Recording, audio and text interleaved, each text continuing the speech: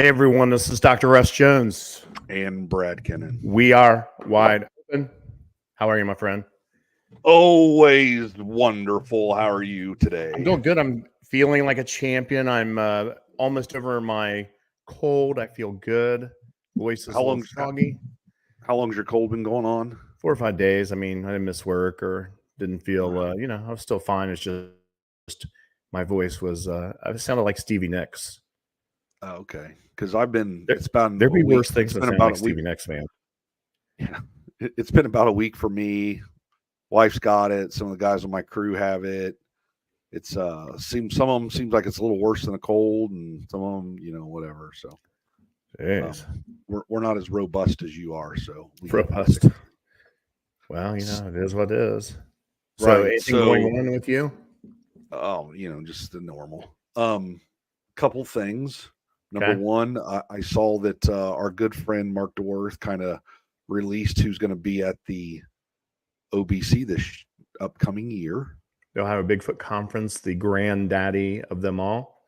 Yes, and our patriarch is going to be there, Mr. Doug Hycheck, and Alex. Our boss is there. Our boss is there, which I've never truly met the boss, and we'll see. So he's going to be there. So I'm sure we're going to be pimping the Untold Radio Network at a booth or of some sort or whatever that is. Yes. Who else is going to be there? I think is probably Cliff and Meldrum. Who else? I know Adam Matt Davies. Pruitt, maybe. Matt Pruitt definitely is going to be there. I saw Davies is going to be the MC. So we kind of had a lull for a couple years, I think, maybe with some of the speakers kind of, I'm not going to say they weren't great, but they weren't great. What? But I like to hold back. Yeah. Say what you think, man. Right. So I think this year he hit it out of the park, and we're going to have 5 good speakers plus with Davies doing the MC. I think it's going to be really good. I talked to Adam somewhere. I don't recall where he was. Remember, he was at the OBC last time. Remember, they flew him in kind of last minute, and I think it was online someplace. But I asked him to come on, and he said he would. I just need to reach out to him. All right, we'll get him on. I'll try to do that before long. Right. So something else I was going to tell you. Someone sent me Ontario. My good friend out in Iowa sent me a thing today that the Appalachian Bigfoot. My second book was in the top 10 books ever written about Bigfoot. Really? Yeah. So I thought that was pretty good. Wow. Yeah. Now what is that in? How are those statistics brought about? Are those between ages of 25 to 27-year-olds? I'm sure it's a strictly scientific thing that's sponsored by the federal government. Right. All right. Well, congratulations. You're top 10.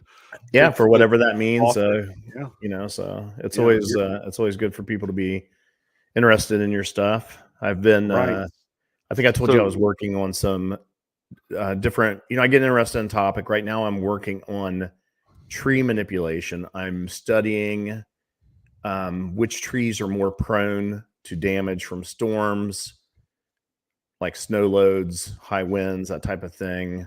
Okay. Across the country, trying to relate them to areas of particular Bigfoot activity and supposed tree structures. I think that people they put this stuff on Facebook and it's a tree break and they're like, Bigfoot did this. Now, 7,000 times I've asked the question, how do you know that Bigfoot did that? Did you see that? And they don't have a good answer. No. They don't know what type of tree it is. They know nothing. Right. So I just think that we need to take a step back and just start at it from the beginning and, which trees should we not pay as much attention to, that type of thing. Right. That's very, very exciting work. Oh, really, I mean, what can be more than Googling, tree breaks, deciduous forest? I'm telling you, that's right up at the top of my list. When I wake up in the morning, that's generally what I think about. I know that it's weird, but I get really freaking excited about it, man. I get enthused. And some of my friends, they're like, they can tell, they're like, oh, he's researching something. He's really interested in something again. Okay. Well, good. That's how it starts. You have this obsessive compulsive personality, I do believe, of some sort. So, I think that a lot of people in the world do, and that if you can focus it and manage it, it can be moderately helpful in life. correct. Absolutely. Look, you're a top 10 Bigfoot author. Moderate. Yeah. Yeah. According to the federal government. Right. I'm not making fun of you, though, by the way. I'll Google that. I'll Google the federal government statistics and find out if that's true or if she's just being nice to you. Yeah. Well, I'm sure she is. She's, she's being thoughtful, trying to pump me up so that, maybe I'll research something with dinosaur eggs relating to, Bigfoot areas of excitement or something. Who knows what? Exactly. I have a whole list of topics here, though. So, the drone saga continues. I've had words with the shipping company, the company that sold it to me, blah, blah, blah. Are they in China? Yeah, they're in China. Do they speak good English? Yeah, well, we exchanged texts or on WhatsApp. It's fairly good English. Maybe they're using Google Translate. I don't know. Okay. It's still stuck in customs, they tell me. So really, you're communicating with the Chinese right party, army or whatever. Right. Yeah, exactly. So they're probably just trying to get more information on me so that they can know where I'm at, so they can control the drone when they get it to me. So when they go to infiltrate the country, they're going to turn the mics on and the cameras, and they're going to know everything. Yeah. So, I mean, you live just 10 minutes or so out of downtown Columbus. Yeah. You be sleeping, and for some reason your drone will awaken and you will hear it take off, and it's over at Rickenbacker Air Force Base. It's going to the mothership. Yeah. Looking around, just seeing what's out there, maybe going to Ohio State to see, some of the research that's being done, zooming around. Yeah. And it comes back. I'm right by Battelle. So, we're right by Battelle over here. So there you go. It's probably flying over next by Battelle when I don't know what it's doing. Yes. You might need to chain it down so that it can't sneak away. I'll put it in my Pelican case and lock the Pelican. Because it said you had to put your serial number, whatever it is, on there. Yeah. So they're going to put it over there. They're going to dump it someplace. The government's going to trace it right back to you. Set up. Yeah, exactly. And before you even get out of freaking bed, there's going to be the freaking government right at your freaking door. Exactly. So, but I shot this the other day behind the house. So this is at 9:30 at night. These deer are, I don't know, man, they're probably half mile away from me, maybe close to 3/4 of a mile on a backfield. I literally just got up to maybe 150 feet and flew back there. So you can see it is good resolution. But then I went and got this one. This is down the road. I went to a park, and I flew out, and I'm probably maybe 110, 120 feet in the air. I'm flying at about 20 miles an hour. Thermal is on, and you simply see everything that is there. This is, like I said, this is pitch black. You cannot see anything out there. And yet there are deer everywhere, and you can see the trees. Mm-hmm. If you watch over here, there's going to be a deer right over here that's actually bedded down. And I kind of come down a little bit at about 100 to 130 feet. This thing is kind of loud. So as I come in close, it does. Wow, it jumped out of its bed there. Yeah, I think it spooked it out of the bed. I think I wish there was some way to put the data from the drone data on the video, which it might be there somewhere. I just have to figure out how to do it. Look at that. You can see the bed. You can see the where bed. It was laying. Absolutely. So, it's got thermal zoom. So I know these things can hear me. Like I said, there was the bed. I know these things can hear me because they're looking, and that was just standing there and it left a heat signature. Let me ask you this. So if it was, you thought it was upright, you thought it was a Bigfoot, would you be higher and kind of follow it, or would you zoom in close to it to try to get something close? I think What's your plan of action? The first thing, because this is all practice, because when stress hits, you only go to your level of training. You don't become better under stress. Yeah. You go to your level of training. So I'm going to start training myself to go out there in these situations, and I'm going to pick a deer out, something that I can follow. And I really want to try to maybe get right above it, first of all, so I can get down close to it. And I'm going to start reading the sensors and making sure I'm not going to run into trees and things like that, because it is a little, I know there's some trees out here, some bigger trees standing, and it's got obstacle avoidance on and things like that. So hopefully I won't run into anything.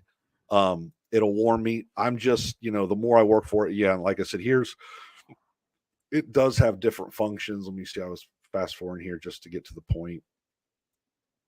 But it does have different, camera modes, or like I said, there's some different camera modes for, the heat signatures and things like that. Right. So no, I think you're right. It's going to take some practice, and it's going to go getting over it, maybe seeing if it walks, is it bipedal, then being able to get down on it and get some good video. Right. Thermal's going to be tough to really maybe sway anybody. Yeah. But that thing walking right there, you can see what that is. That's not a coyote. That's not a dog. That's a deer or a horse, which it's probably a deer because there's deer everywhere else. We're off in the distance over here. So, anyway. You're one of the few people that, although you're in a semi-rural area, you are in a place that has a history of Bigfoot sightings in a park near you.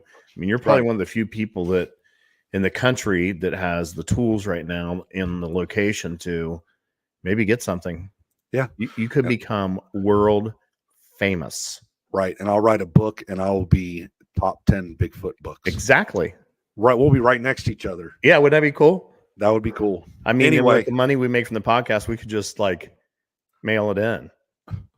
We could get one of those drones where we could just hang off it and just fly us around when they see the Bigfoot and drop us in.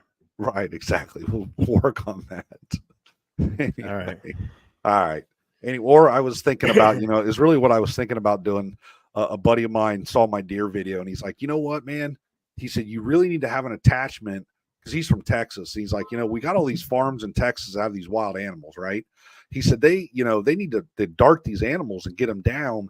If you could just put a way to dart an animal on your drone, you could make tons of money, because all these farmers will buy them. I said, well, that's a good idea. It'll hold up to, I think the one drone I have will do up to 2 pounds.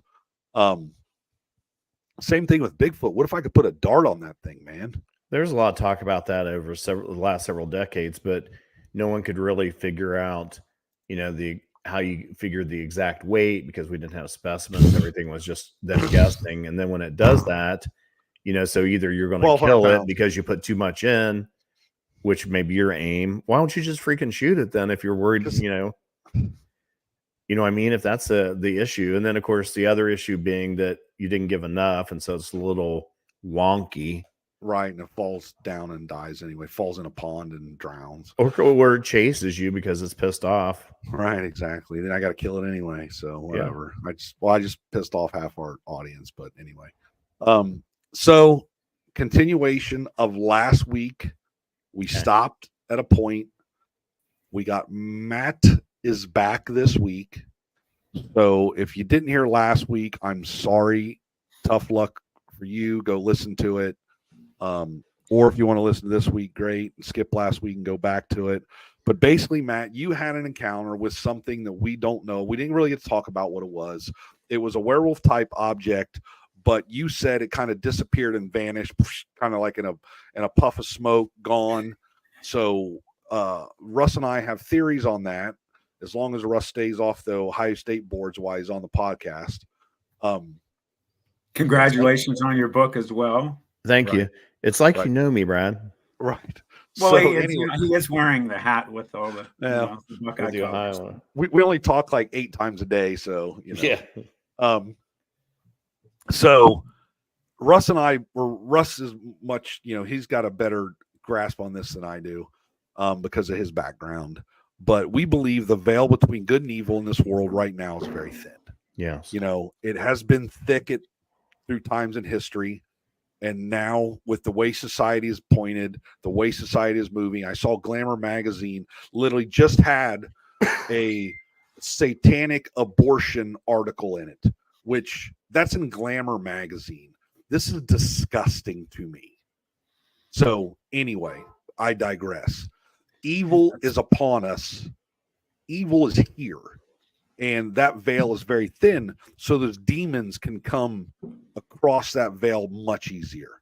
So I believe, with what you've described and how, like I said, what you saw is what you saw, and what you described is what you described. Good, bad, or indifferent, true, not true. I don't care. It's if you believe it, it's you believe that's what it happened to you. So I believe that this is a demon that has come across this thin veil that is keeping us, that separates good from evil right now. Well, it's ironic that you use that term, because I'm a big believer, and I actually talk about that veil, so to speak. I always talk about there's that thin sheet right in front of our eyes that we have no idea right in front of us right now. I'm not trying to spook anybody out. There are things that are walking right by us as we speak. We cannot see. As I talked about in the last episode, when I went to seek some religious counsel after what happened to me, I was really screwed up from what happened. The priest told me, he said, Matthew, I believe you. Sometimes there are things in this world that bleed through that we see, they see us. And again, he brought up exorcisms and demons and things like that. He kind of was leaning in terms of supernatural, demonic type of being as well. That's the majority of the people that I've spoken to in the know, so to speak, what their opinion of it. It definitely was not natural in any way. Right. There was a movie that my wife and I watched. I think it was on Netflix. It wasn't too long ago, and it was basically about a cop. I think it was a true story, maybe from the 80s or 90s or something, where a cop got involved, and there was basically a demon that would come across, and it was taking over people in New York and causing issues. With Denzel Washington? I can't remember. I don't think Denzel was in it. It would touch everybody, and everybody that it touched him. No, not that one. No, it wasn't that one. Denzel wasn't in it. It was different. This was actually based on real events. And at the end of the show, the cop had left and continued to work with this priest that he'd worked with during during the show, or during the events that he had in New York. He quit the police force and literally went to work with the priest, and they were going around the world working on cases like this constantly. I actually remember vaguely what you're talking about. Right. And it was true story. There's write-ups on it, and they have it all documented. So where I think it was like, basically it was 4 military men, and they had gone into a place somewhere in Iraq, I think, and had seen something, or something infected them, and all 4 of them kind of had something happen to them. So, but it was based on true story, and actually that cop left the police force and was still working with the priest.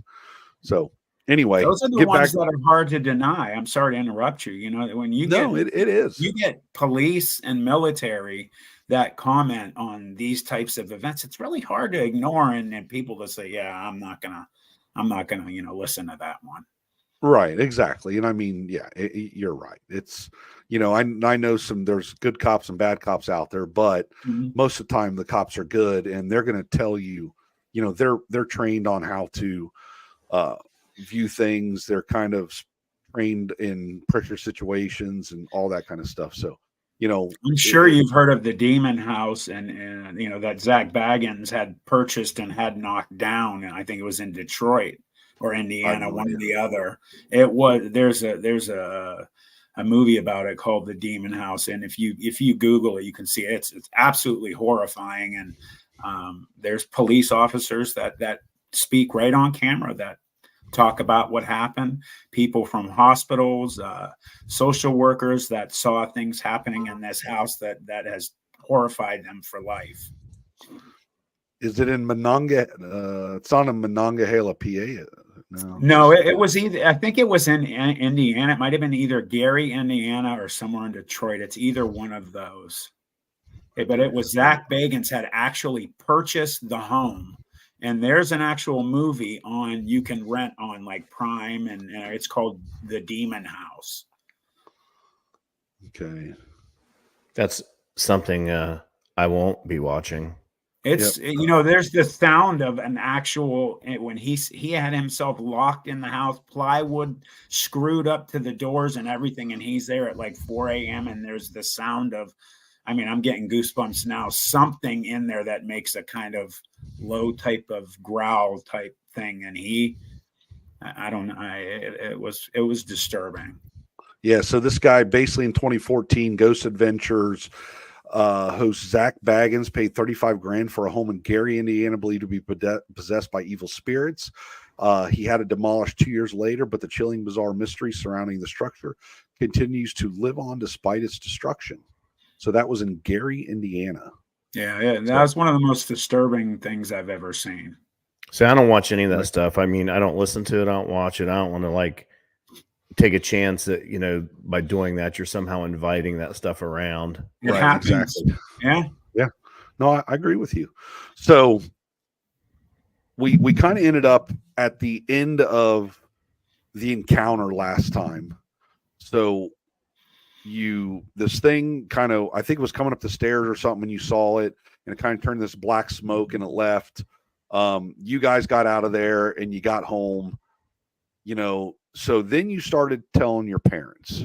Right. So kind of start us off from there. So what had happened is we went back to my buddy's house, who lives right across the street, as I had explained, from the steel mills, and his parents weren't home. They used to go to like bingo and stuff. They weren't home. And we were there for like an hour, just in shock, sitting on the front porch in the front yard, staring across the way towards that area. Now, again, it took us 30 minutes to walk there from his house. So it wasn't, within eye shot. Okay. And then, we're getting around 11:30 midnight, and we all go back to my best friend's house where his parents are waiting for him.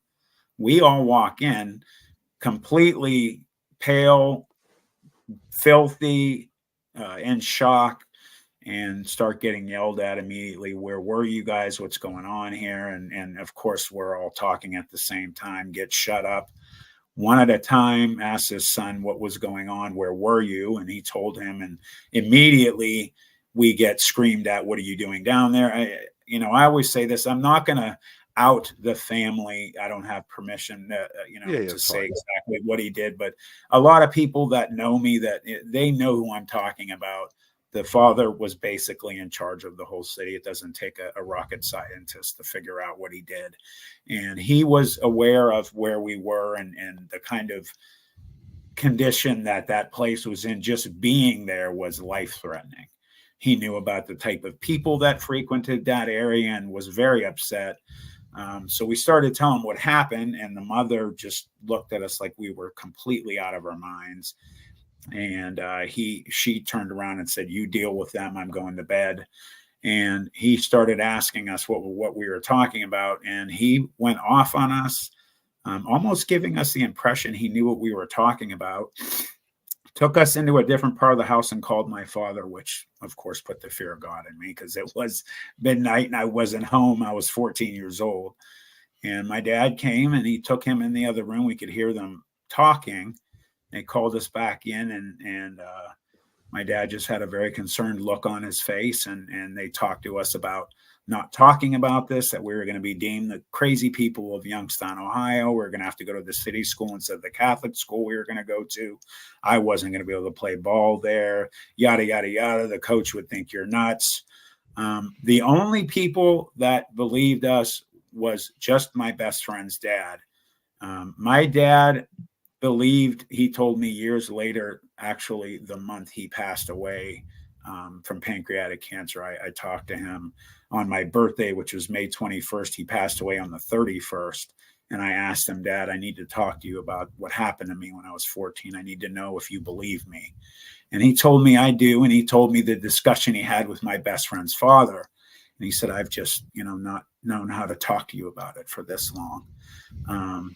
My friend told us a week after this event. Now, the one friend that really we had to smack around and shut up, and I held his mouth, and he didn't talk for 2 weeks. He, to this day, is the only there's only 2 of us alive. Other 2 are dead, unfortunately. He has very severe psychological problems to this day. My best friend told us a week later he got to sit his father down, and in a nutshell, his dad basically said he was aware of this thing, that police had gotten reports of it, security down around in fact, I've even gotten comments on my channel, Planet 412, on What Lurks Beneath. There's proof of guys that say, I worked security down there. We would see strange yellow lights in the like in the wooded area around the steel mill. We'd hear something shadowing us that would walk when we would walk, stop when we would stop. We'd hear growls. They never saw the actual thing, but there's people that have commented on both of our channels that say, yeah, we had something happen to us too down there. And he basically told them, don't ever go down there again. I'll put you guys in juvenile hall. And people have died down there. And, I had made the comment, that there was common knowledge that a couple of homeless people had supposedly been mauled by these packs of dogs that had gone down there. Now, he made a comment that one of them they thought might not have been killed by these dogs, that possibly was killed by one of these things that we saw. He didn't say 100% for sure. He just said, I'm aware of what was down there, and, don't go back. And don't talk about it. And they put the fear of God in us for years. And, I planned on taking this to my grave. And I've had, as I've led to before, I've had a lot of health problems since April of 2022, almost died a few times. And, I just decided, it happened, and, I could be gone tomorrow. And I'm just not going to not take it to the grave with me. So I decided to do it. All right. So, I know that you've had some other kind of experiences. We have one of the places you had an experience. I'm familiar with it. You talked something about maybe Beaver Creek, having something happen at Beaver Creek. Yeah, I had a major experience. I didn't see anything with my own eyes, but in this past spring, I went to a Bigfoot, my first conference I've ever gone to in my life. I went to one in Beaver Creek State Park, the Friends of Beaver Creek State Park Sasquatch Conference. I forget exactly what it's called. They have it every year. A friend of mine named Ernie Davio had a Sasquatch, incredible Sasquatch experience, heard mine, and contacted me. He had never believed in dogmen, which I think is ironic. You have a lot of people who fully 100% believe in Bigfoot, but they hear about dogmen, and some of them say, I don't believe in that. Well, you hear ironic that sounds? You believe in Bigfoot, but you can't believe in something like that. Right. So anyway, he didn't, and he reached out to me, and I went. And the night before the conference, we went to a campsite that's well known for paranormal activity. That supposedly, I was told, a portal is at the top of this trail. I went there, and a psychic who you can find on Facebook, his name's Johnny Freeman. He walked up to me. So you said a campsite. Where were you camped at? The campsite was a general campsite in Beaver Creek State Park. I forget. They said it didn't even have a name. It's just okay. So it wasn't in the campground. No, it was very hard to find. It's by an old building.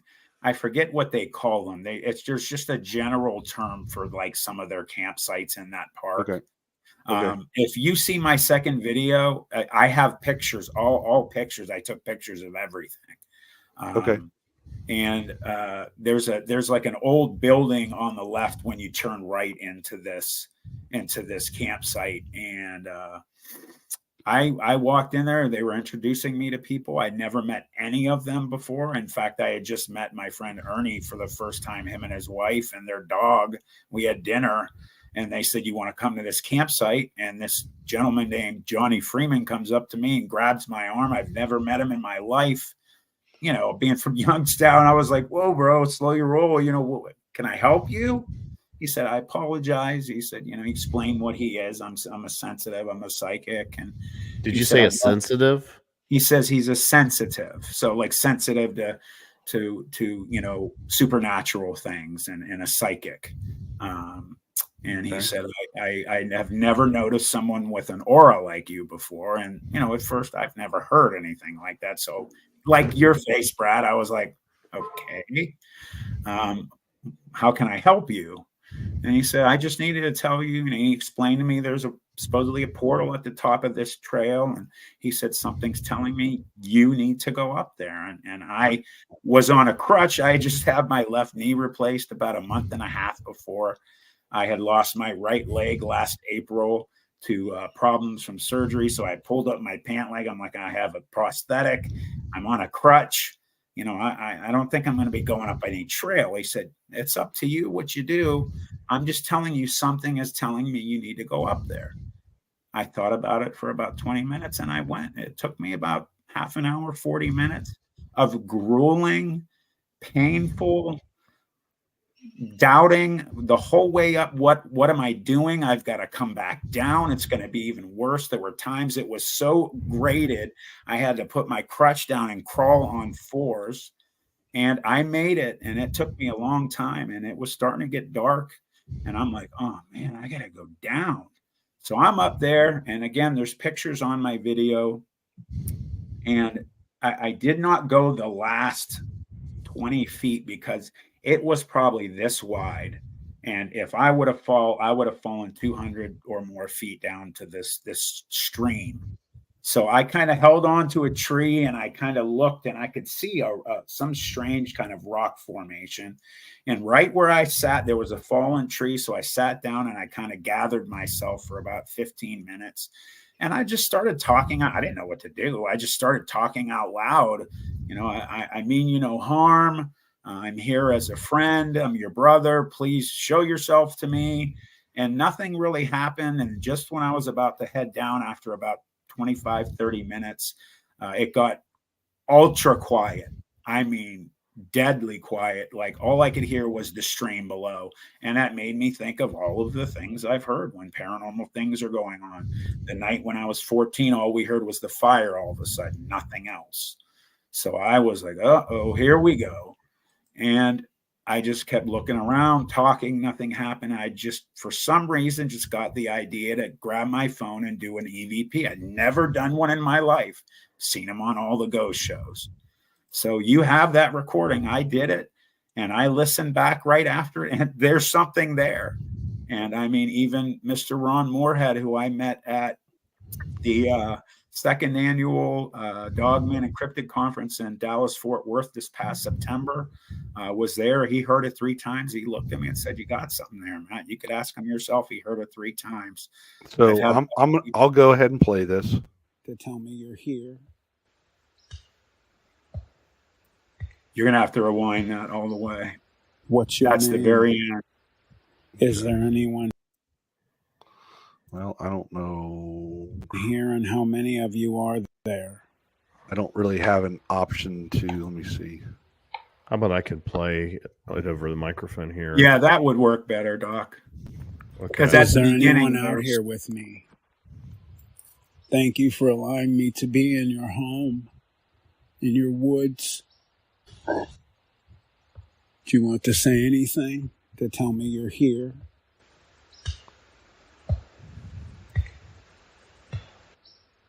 What's your name? Is there anyone here, and how many of you are there?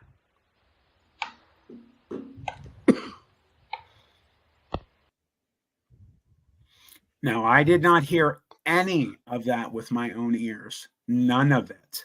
Not the grunt, not the tree knocks, nothing. So when I played my phone back, I was floored. I stood right up without my crutch, And I started saying, thank you. Oh my God. Thank you for giving me that. You know, I was in shock. Okay. So has anybody, looked at it with Audacity to see what frequencies they're at? Do they fall under the normal frequencies of a grunt? Does it fall under the normal frequencies of a tree knock? Because that's all stuff that's out there that you should have been able to hear with your own. The only thing that I've had done with it is Todd Erie and Brian Brock of the podcast Cryptid Creatures took it, and they just enhanced those areas where you hear a grunt and the tree knocks. I would love to have somebody look at it and actually do analytics to it. Okay. I mean, yeah, because you could throw it on Audacity, or we'll send maybe. Yeah, I would love to. I would absolutely love to, because you can tell that's not me doing a grunt there. Right. Some of our audio guys, we can just throw it over to them and see what they say. Please, yes, I would love to hear what they have to say. So, they said that there was a portal up there. So obviously you believe in kind of other dimensional things, if that's what you want to call it. I'm not a portal type guy. You know what I mean? I'm just kind of a flesh and blood. Yeah. I do. I really have done a lot of research on, especially the things that go on at Skinwalker Ranch. You have so many scientific, studies that have gone on there by government agencies and by real scientists, people that have seen actual portals open, beings come out of them, ships or orbs and all kind. I mean, I'm sure you've heard of some of the stories that I've heard some of the stories. So I just, touching on what you said, this veil that's so thin, these things are able to snap or bleed in between our realities. They're coming from somewhere and they get here somehow. I do believe they use some type of ability or portals, if you want to say, to get through them. So, Matt, are you saying that you believe that it was a Bigfoot? You believe there was a portal on top of this mountain or trail, I guess I should say, and that you believe that it was a Bigfoot grunting? Is that correct?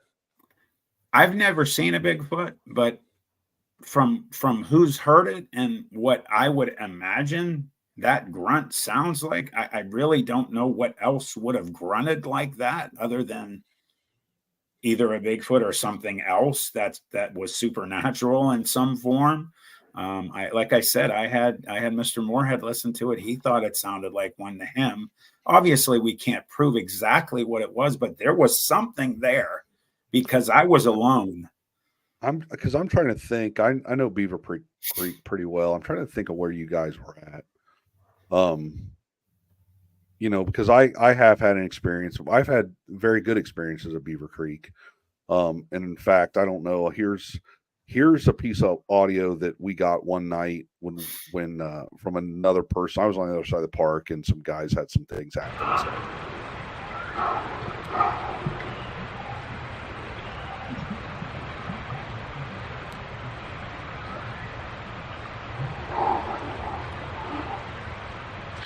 That's incredible.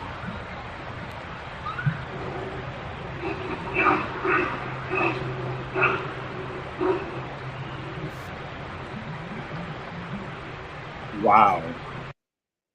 That is amazing. So there's a whole story behind this, and this actual recording is actually about 45 minutes long, and God, there was multiple recorders going and different things happening, and we heard it the night. I had a bluff charge the previous night with some interactions with a Squatch. I got my camper rocked. I almost fell out of bed. I mean, and then we got this audio the next night. So they were around there. And we used to go there quite often, except it kind of, I don't know what really happened. I don't know if the activity kind of fell off. The interest waned. I don't really know what happened, but I haven't been up there for years. So, but no. There's so much online about Beaver Creek and the locks and people seeing spectral bodies and things like that. I mean, I'm sure you're aware of that. I have no idea. I don't look into that. Yeah. No, if you look online, I've had stuff happen down at Gretchen's Lock. But it was something throwing rocks into the creek from the other side. Okay. So when we walked down to the creek, and it was probably 1 o'clock in the morning, and literally as soon as we got there, something threw a giant rock in the creek, like big enough that when it slammed the bottom of the creek, I mean, it clanged the bottom of the creek. It hit so hard. And even when we left, right when we turned a corner, it couldn't see us anymore. It did it again. And it threw some more stuff in the creek. And we heard it go crashing through the woods on the other side. This was years and years and years ago. So there was really no, we didn't have thermals. We might have had night vision at the time, or maybe a cheap thermal. And it was kind of odd because this particular night, it was kind of foggy around the creek too. So you couldn't see a whole lot. And, even if you had a thermal, it just kind of, mess with everything. So anyway, yeah. I mean, so to I've tell had you some how good much experiences. things have changed in these last 15 years. When I was at Beaver Creek, I don't know if you remember this, Brad, I had a boom box that I carried in a backpack with the Sierra sounds from Ron Moorhead in there, and then we played it on a boombox. I mean, now we have easy ways to do all that, but just not that very many years ago we were doing things like that. Yeah, absolutely. Not very many years ago, I remember not having a cell phone. And in fact, that audio was recorded on an audio deck with a box in a like a plastic box with a bungee cord on it, because I had to have batteries inside because it was just clunky. And I mean, that was 2007. So, I mean, that was 16 years ago. 16 years ago. It's a great recording you got. Wow. But like I said, it went on for 45 minutes, and there was 3 other audio recordings going on, and there was whistles going on and back and forth between squatches, and one of them broke a microphone that night, and it was pretty interesting. So there's something going on. And the next day when I went to the conference, when I left to go home, I came to a stop sign that I could either turn left to go to the highway, or I could turn right to go back to the campsite. And I went back, and it took me a little longer to find it because I was by myself. And I found it, and I went back, and there was no one there. And before I left, I had bought like 4 arrowheads to just bring home with me. I had not planned to go. So I just decided, you know what, I'm going to bring these. I'm going to go back up there. And I put myself through hell again. And I went back up. And as I went up, I left 3 arrowheads. And each time I put them in spots that no person would ever be able to find them just walking around. And I said each time, I'm leaving this for you as a gift for what you gave me. And I put them down. Then when I got back up, I went to the area I had gone to, and I kind of just looked to the right, and there was an area that I could see like rays of sun shining down. And I just decided to go through, and it wasn't easy for me on a crutch and a prosthetic to get there. But I went, and there were no trees above, and there was a tree that was laying down. And I have a picture on my second video which I had never seen before growing in a park before. Here in Youngstown, we have Mill Creek Park. You don't have ferns growing out of the ground. There were ferns there. I'd never seen one growing out of the ground before. So I grabbed a big leaf. I took the leaf. I sat it on this tree trunk. I put the biggest black, my favorite one. I had picked out this arrowhead, and I said, this is my favorite. It's for you or your child, whoever was here. And then I started talking again, and fully had the quiet came after about a half an hour, and I thought something was going to happen. And I closed my eyes for 5 minutes and just talked and thought, prepared myself. If you open your eyes and something's there, just don't freak out. And I opened my eyes and nothing was there. And so I just said, thank you for what you gave me yesterday. And I looked down to grab my crutch, and there's pictures of this too. There was a big, huge feather, which I found out was an eagle feather, right between my shoes. And then there was also this little piece of vegetation that I'd never seen before that I noticed when I sat down that had just a couple leaves on. I actually brushed a couple leaves off to look at what kind of plant this was. And on my video, I have it, there's this little tiny, like lime green, tiny little like gourd looking thing that was not there before. So again, I freaked out because I would have saw that feather between my feet. I would have stepped on it. So this stuff appeared when my eyes were closed, and I have it. And I have been told that feathers are gifted and that they mean things. So I was going to say, you didn't actually take the eagle feather, did you? Yes, I did. No, you didn't. Yeah, no, you didn't. No, I did. I have it.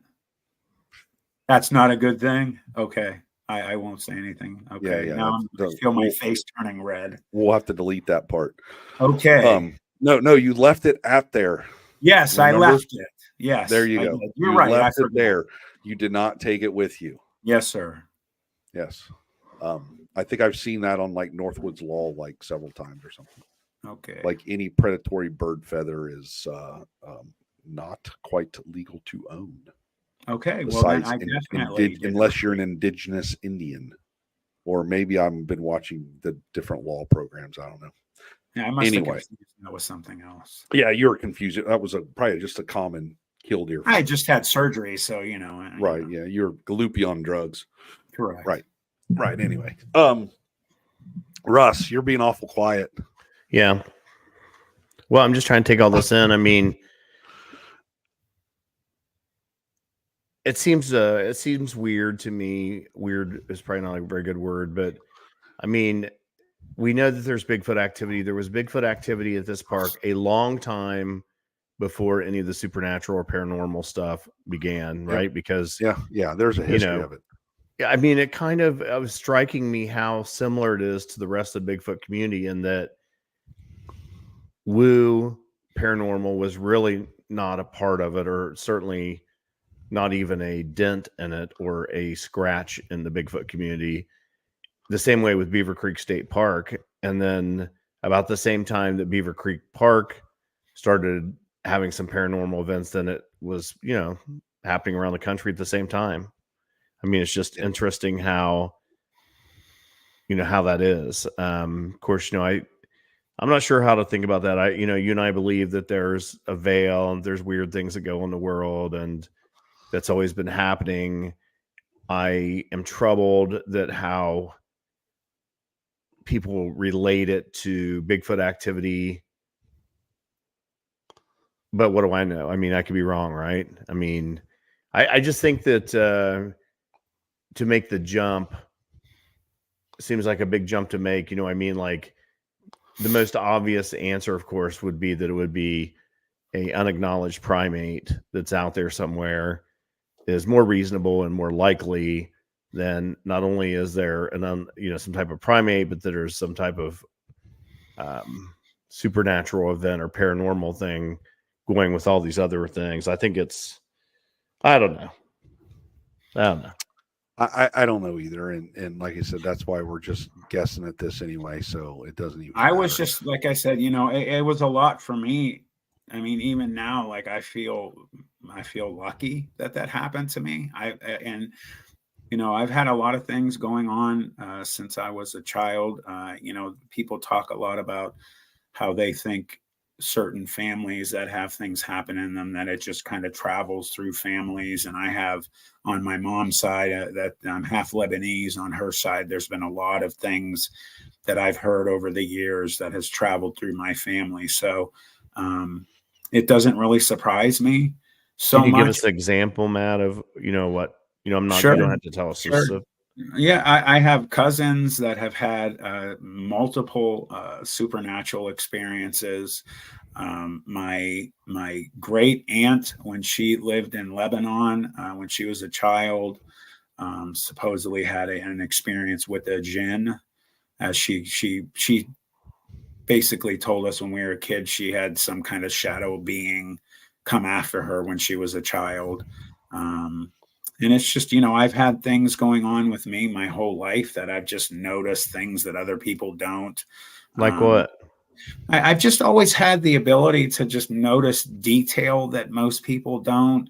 I've had a lot of 2 houses down from where I grew up on Laura Avenue in Youngstown, right off of Belmont Avenue. It's on the north side. And we had a house 2 houses down from us the family's name was the Kraft family. We used to play with their kids all the time. And they used to tell us our house is haunted. And we would play with them, and the parents wouldn't be home. We'd be up on the 3rd floor. You'd hear footsteps walking down the hall. You'd look out in the hallway. You'd think somebody would be there, and there'd be no one there.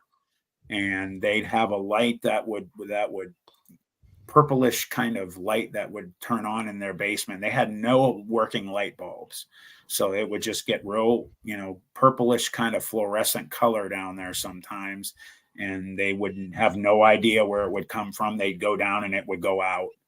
And they said one time when they were leaving the house, they looked, you have those little windows at the bottom of where the driveway meets the bottom of the house, the little basement windows. They said they were pulling out. They saw that light go on. It looked like a person walked by the window. They went in the house and there's no one there. So I've never said this on air before. I actually just was reminded of it the other day. Me and my little brother, when we were real young in our house, the only one event I can ever point to that I have no idea what happened.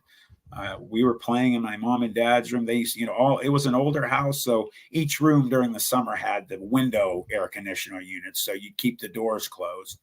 We were upstairs playing with Hot Wheels cars in my mom and dad's big, huge king size bed. And all of a sudden, something or someone, we thought my mom or somebody was banging on the door.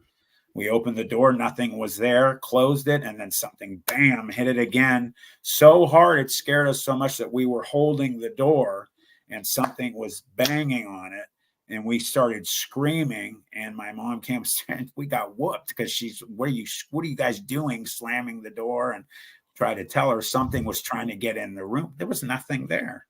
That was the only thing that ever happened in that house. But I remember it. I was thinking of things the other day of, someone asked me, can you think of all the things that have happened to you through your life? And I thought, oh my God, I remember that. That is one thing that my brother can corroborate, that story that scared the hell out of us for years, that something was banging on that door. And there was nothing in the hall when we first opened it. I think that, really, the one thing that we can all agree on, whether people believe in woo or they don't believe in woo, is that the people that tend to have the experiences have tended to have the experiences. It's more common for some people to have that happen. I don't know whether, some people are more sensitive or some people are more open-minded. I don't know why, but I tell you what, I believe that some people can sense it better than others. I agree with you. I can walk through life. I'm kind of this black and white kind of guy. It's black or it's white. There's no real grays in the world. Where some people kind of are more in tune to things. And I do know people like that. I'm very close to somebody like that this person just seems to be more in tune to things around us and things that happen where I just let it go. Oh, there's a bang downstairs. I don't care. It's probably a freaking air conditioner, or probably the HVAC, duct bending because it got hot and so what? Well, no, it's this. Well, no, I don't care what it is. Well, I heard something outside. Don't care. You know what I mean? Where other people might be a little more sensitive to what's going on. I'm really not. And that's a great description of me. My wife always says, Matt, you're that kind of person that stops and smells the roses, doesn't look down at his phone. I'm always looking around. I people watch. I look up. I look all around.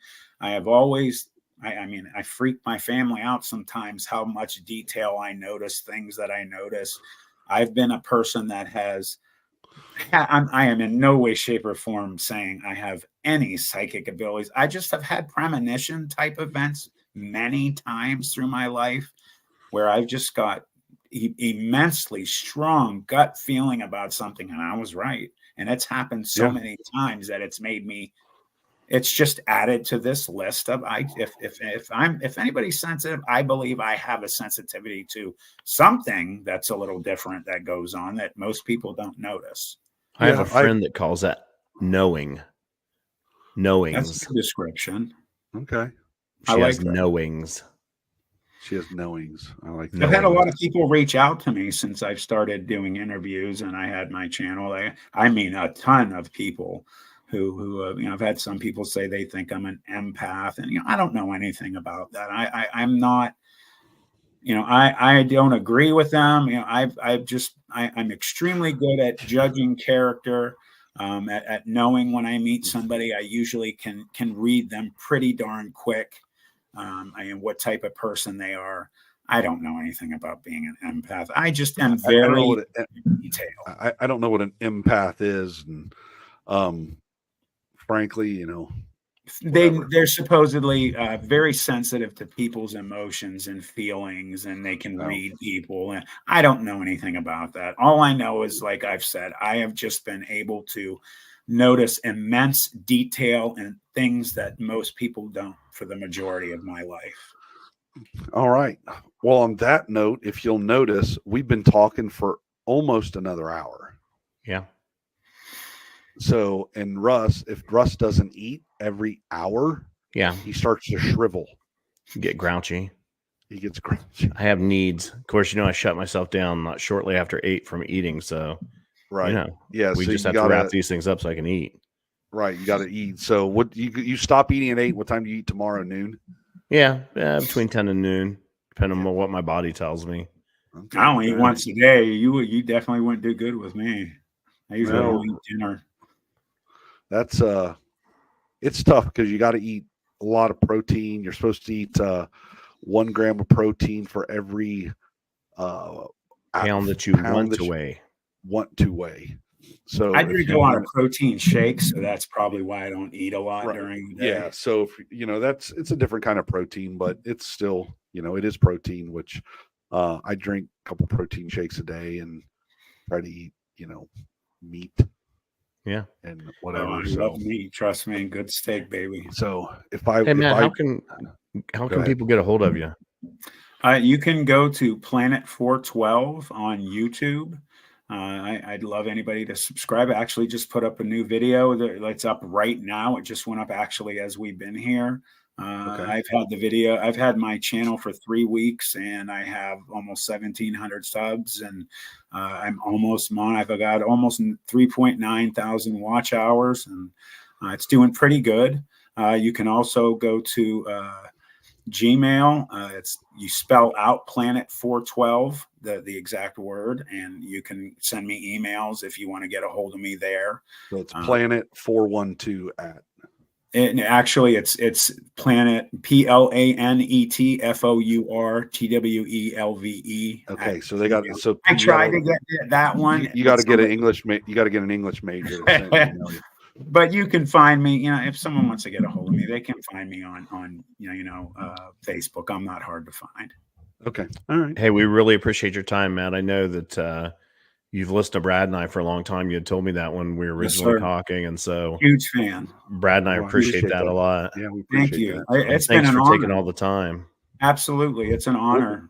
We'll take all the stalkers we can get. All right. Thanks, Matt. Matt. You'll have to go to the Ohio Bigfoot Conference this year. Absolutely, I would love to. I'm sure we'll, if you're there, we're always there, and I'm sure we're easy to find. So, I'll definitely find you guys. We're always Russ has always got a line outside his booth selling books, so he's easy to find. All right. But again, congratulations. I'm always behind him, handing him books that he signed. So there you go. All right. Well, again, thanks, guys, Matt. Good to see you, my friend. Thank you. Good all right, later. See you guys. All right. Another week, another hour. You made it through. You didn't pass out. I didn't pass out. Your camera didn't fail. Another 60 cents in the bank. Right. Maybe 60 cents. Maybe. So maybe 60 But cents. how do I put a price on the time that I spend with you, buddy? You know what I mean? I know. Exactly. Subscribe, please. That was the thing I was going to tell you earlier. I need to do that some in the beginning of the show, and I forgot again today. I told you there was something that was what, to like and subscribe, or go join your TikTok feed. Yeah, in the beginning, sometimes I need to throw that in there. But look me up on the West Virginia Bigfoot Facebook page. A lot of the stuff that Brad and I talk about is on there. We're on Instagram, Wide Open Research. Yep. TikTok, I need to get moving on that to get more stuff. We do post some stuff on there. Because there was an interesting video I saw. Someone they had a live robot that drives around their shop and like video stuff, right? So this robot that gets views and it makes about $30 a day, or well, it wasn't very much, but the live feed TikTok made over $4,000 in 2 days. Because I guess if it's a live feed and it starts getting views, then TikTok's algorithm will start bumping that and cause it to steamroll.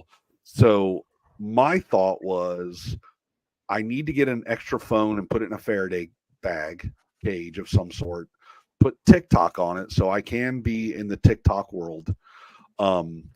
And we need to live stream our drone activity when we get together, because I want to start doing that kind of on a multi days a week, especially when it starts getting snow down and some things like that. Yes.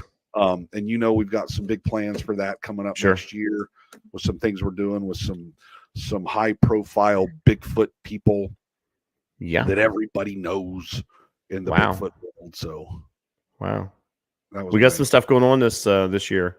Yeah, hopefully we're putting it in pen. Yeah, we got your business up and running. Right. Got things settled down some in my personal space, and so we're gonna rock, roll, and remember here. Yep, absolutely. On that note, thanks everybody. We appreciate you, and we are out.